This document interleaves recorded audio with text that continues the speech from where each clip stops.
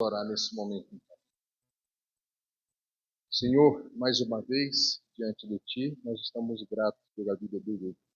E esse casal traz a Ti, Senhor Deus, nesse tempo, uma oferta de gratidão por tudo que o Senhor fez por eles e está fazendo pelo eles.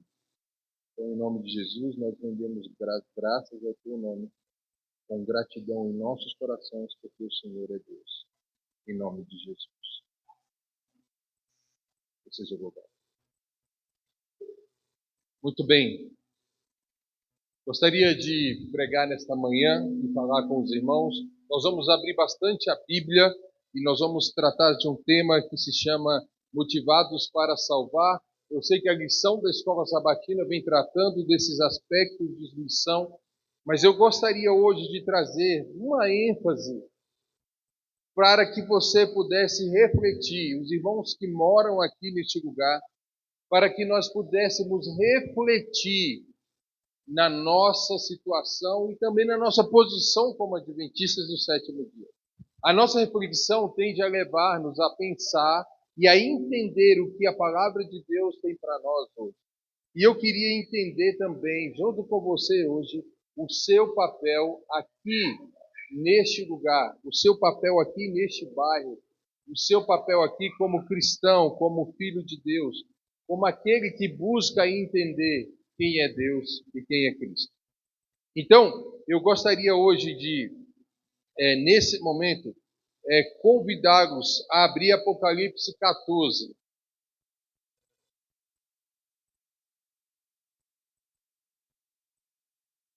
Apocalipse capítulo 14.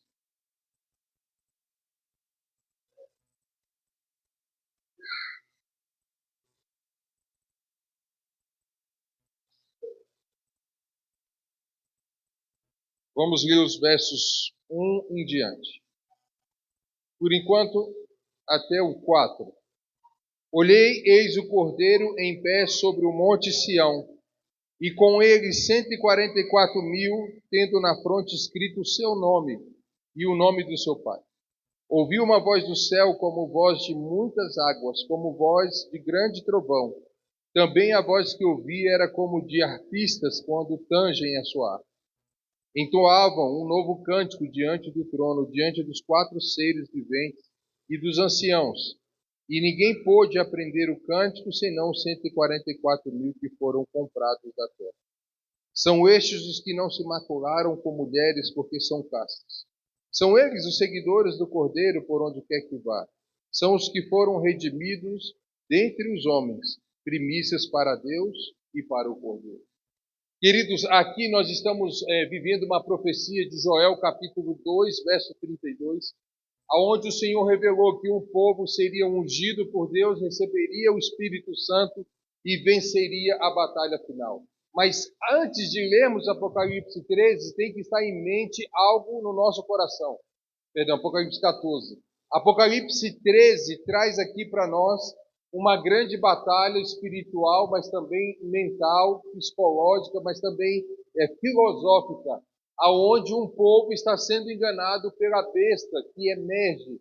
E essa besta agora ela aparece no Apocalipse 13, enganando o povo de Deus, tentando seduzir o povo de Deus. E qual é o principal milagre de Apocalipse 13? Quais são as principais características de Apocalipse 13? É a besta que emerge. Ela tenta seduzir todas as nações, todos os povos, usando de milagres e milagres. Então, são artifícios que ela usa para enganar o povo. Agora, Apocalipse 14 traz para nós o contexto dos vencedores. E é interessante notar aqui que Apocalipse 14, lá no Apocalipse 7, esses 144.000 que não recebem o nome lá, eles são selados. E lá no livro onde eles são selados, eles agora estão preparados, recebendo o Espírito Santo para vencer a batalha. E agora em Apocalipse 14 eles estão sobre um monte. Em Salmo capítulo 2 diz que esse monte, Monte Sião, é o centro do governo de Deus. É onde ele governa toda a sua vontade, todo o seu poder diante das nações da terra. Em Apocalipse 7, agora eles são selados e vão para a batalha. E eu queria falar sobre essa batalha um pouco mais à frente. A outra característica interessante, os 144 mil, eles recebem o que na sua fronte? O nome de quem? De Cristo. Nós acabamos de ler aí. Mas em Apocalipse 13, aqueles que adoram a besta e sua imagem recebem o que na sua fronte? O selo da besta. Que nada mais e nada menos é do que o engano, a mentira que nós vamos estudar. Então veja, Deus também dá um nome ao seu povo na fronte aqui para aqueles dos 144 mil. No capítulo 14, verso 3, diz que esse povo ele foi comprado. Queridos, nós fomos aqui, esse verbo aqui, que eles foram comprados, é agrazó no grego, quer dizer redimidos. Apocalipse gosta de usar a expressão, e eles, pois, o venceram através do sangue do Cordeiro. Amém? Por que eles venceram? Porque eles foram redimidos em Cristo Jesus. E Apocalipse 14, apesar de que muitos, e eu até pouco tempo tinha muita percepção contrária à interpretação do texto, nos leva a entender muitas vezes que há aqui uma vida de perfeccionismo. É um povo que não peca, é um povo que é separado, é um povo que não se macula. Ao contrário, irmãos, porque a graça do Senhor, como a música que ouvimos aqui há pouco, ela se estende até a eternidade em nome de Jesus. Nós só estaremos no céu através da graça. Então aqui não é um povo que deixou de pecar para ser 144 mil. E muitos irmãos adventistas, e você é o nosso amigo, seja bem-vindo, muitos irmãos adventistas leem esse texto e dizem assim, eu não vou fazer parte dos 144 mil. E a gente pergunta para os irmãos, assim, não pastor, porque eu não vou conseguir parar de pecar. Mas o texto não diz isso em lugar algum. Ao contrário, o texto em Apocalipse 3, 14, 3, diz que eles foram comprados, redimidos pelo sangue do Cordeiro. E agora eles vão para a batalha, eles são vencedores da batalha. Apocalipse capítulo 14, verso 4, diz assim, estes não se macularam com mulheres. E veja, queridos, por que o texto está falando de macular com mulher? É que não vai casar, é que não teve, serão só os solteiros. Veja, essa expressão manchar, aqui no texto da expressão grega, quer dizer que eles não se sujaram, porque eles estavam no sangue do Cordeiro. E quem está no sangue do Cordeiro está justificado em Cristo Jesus, amém? Quantos já passaram por um tanque de batismo aqui na igreja? Levanta a mão. Amém. Amém. Todos que passaram por um tanque, eu tenho que aprender a olhar lá para cima, porque eu esqueci que tem irmãos lá em cima. Temos uma boa quantidade em nome de Jesus. E aqui, nós todos que passaram por esse tanque da sua igreja, onde você nasceu, onde você cresceu, eu fui batizado numa tenda lá na Ceilândia, numa tenda, numa conferência do pastor Isides. Lá havia um tanque que era uma caixa d'água. Ali Jesus Cristo me redimiu, assim como você no dia do seu batismo. Então todos que estão no sangue do Cordeiro já estão justificados. Por isso eles não se mancham, eles não se maculam, porque eles escolheram um lado, irmãos.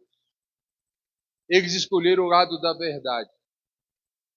E o lado da verdade, em Apocalipse 14, aqui nós temos uma celebração daqueles que venceram. Mas é importante a gente dar uma parada no texto, porque o texto diz assim, eles não se macularam com mulheres. O que quer dizer mulheres nesse texto de Apocalipse capítulo 14? É muito importante a gente entender. Em todo o contexto do Antigo Testamento, o povo de Deus ele é muito chamado de povo adúltero. Quando ele desobedece a Deus, o Senhor chama o seu povo de adúltero, de rebelde. Mas principalmente daqueles que traem. E traem a quem? Ao Senhor. E veja, no contexto aqui de mulheres, é simbolizado para exercer a pressão. Entenda isso aqui, irmãos, comigo. É para simbolizar a pressão que os movimentos religiosos e políticos farão sobre o povo de Deus nos últimos dias da história dessa terra. Porque mulher, lá em Apocalipse, acho que era bom a gente ler aqui agora. Quem pode ler para nós Apocalipse capítulo 12, verso 1, para a igreja participar? Ah, vai projetar aqui? Então eu leio aqui. Aí, já se vai projetar, todo mundo participa, né? Então diz assim: viu-se um grande sinal no céu, a saber, uma mulher vestida de sol, como a lua abaixo dos pés, e uma coroa de 12 estrelas na cabeça. Aqui a mulher, ela é uma mulher fiel. Essa mesma mulher de Apocalipse 12, 1, está em Apocalipse 19, verso 7.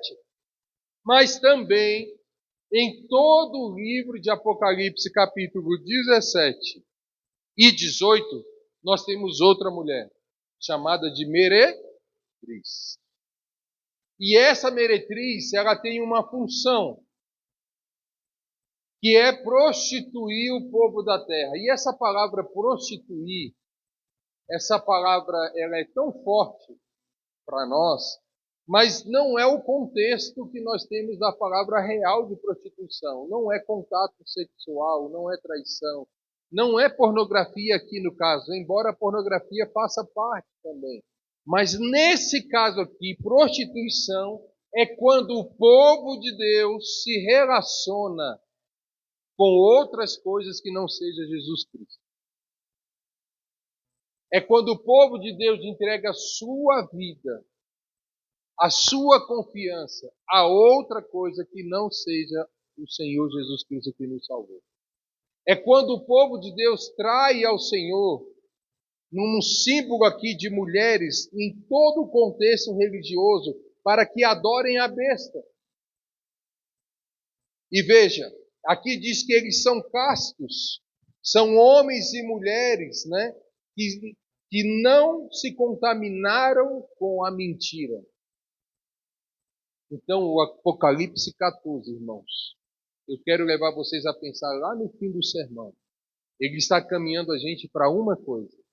Esse povo de Apocalipse 14, os 144 mil, e eu não disse isso na introdução do sermão, que é apenas um número simbólico, nós não temos como dizer a certeza. Ellen White disse que era até que é bom que não estudasse, porque não há esclarecimento, mas nós sabemos que é um símbolo do povo que estará ali naquele grande dia no Monte Sião. Eles não se misturaram. Tratam-se daqueles que se desviaram da mentira dos poderes do anticristo. E que poder é esse? Eu queria que vocês guardassem uma palavra. Trindade satânica. Já já a gente vai chegar lá. A sua mácula não é pecar, mas sim ser fiel a Deus. Na terra, esse povo são seguidores de Cristo. E eles têm uma característica especial, esse povo de Apocalipse 14. Eles seguiram Jesus Cristo em todas as coisas da sua vida. Então, qual é a prioridade dos 144 mil? Qual é a prioridade deles? Jesus. Aonde? Em todas as coisas que eles se envolveram na terra. E isso aqui, irmãos, daria outro sermão. Porque nós poderíamos falar aqui de honestidade, nós poderíamos falar aqui de fidelidade na faculdade, naquilo que o Senhor nos dá, no nosso trabalho. Nós poderíamos trabalhar aqui a fidelidade à família. Nós poderíamos trabalhar aqui